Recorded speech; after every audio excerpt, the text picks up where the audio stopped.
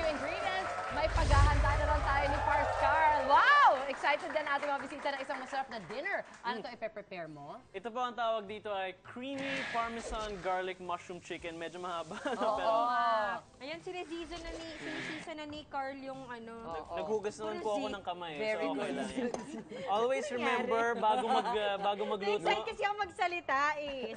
Sinisisa na ni Carl yung sabihin nila ang arte naman ito si kami sinisisa. After you season it, does it sizzle and does Sizzle and sizzle. Alright. That's amazing. That's a pwede Parmesan. Parmesan. Yes. Mushroom. Hirap. Maganda po itong chicken dahil napaka-healthy ng chicken. Ng chicken, lalo na yung chicken Very breast. good. Today. Very true, very true. Sige.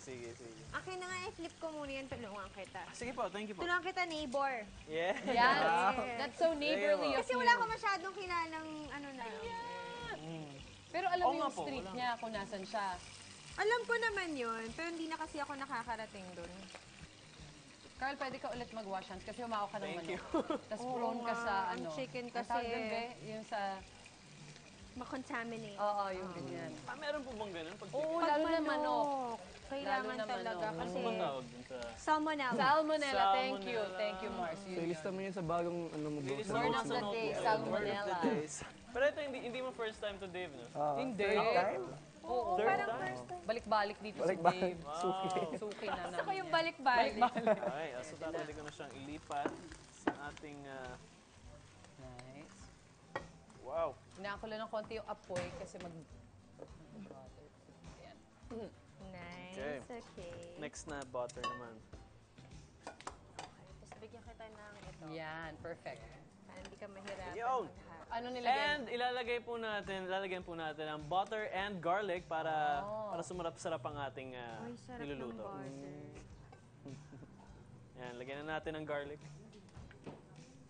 Ito naman Iba-iba po, yung mga mundo natin. ilagyan ko na po ng flour para medyo Okay, parang roux. Yes. para dumagdag. Kasi Pampakapal magiging cake natin. po ito eh. Hindi ko alam mangyayari. Tapos lalagyan ko po ng chicken broth Yan. para masarap. Nice. Yun na yung panggawa ng gravy actually. Parang ganyan. And then, imimix ko ang niluluto ko. Halo lang ng halo. Halo lang na halo.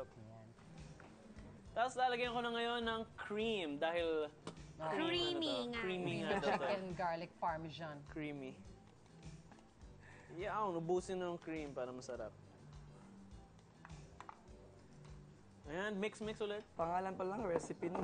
Okay, no? Kompleto na Alam mo yung mga pagkain ganun. Hindi mo na kailangan mag-isip. And then, lalagyan natin ng salt and pepper. Oh, pinch lang. Para sakto lang. Para Timpla. masarap. Ayan, lalagyan natin ng ganyan. Pak!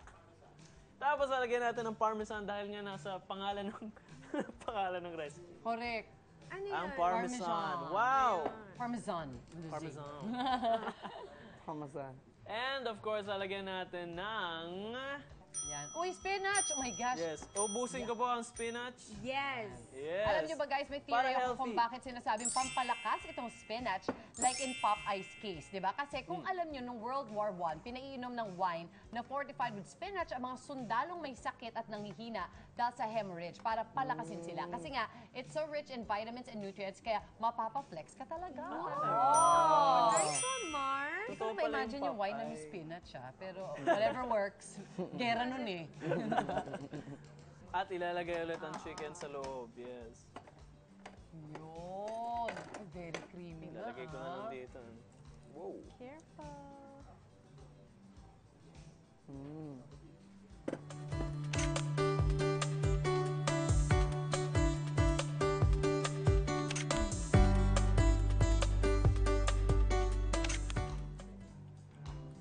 Ay, ang sarap. Thank you, thank you. Nice So one. Sarap, bro. Thank you. Ang galing. Thank you. Sarap! Good job, Carl.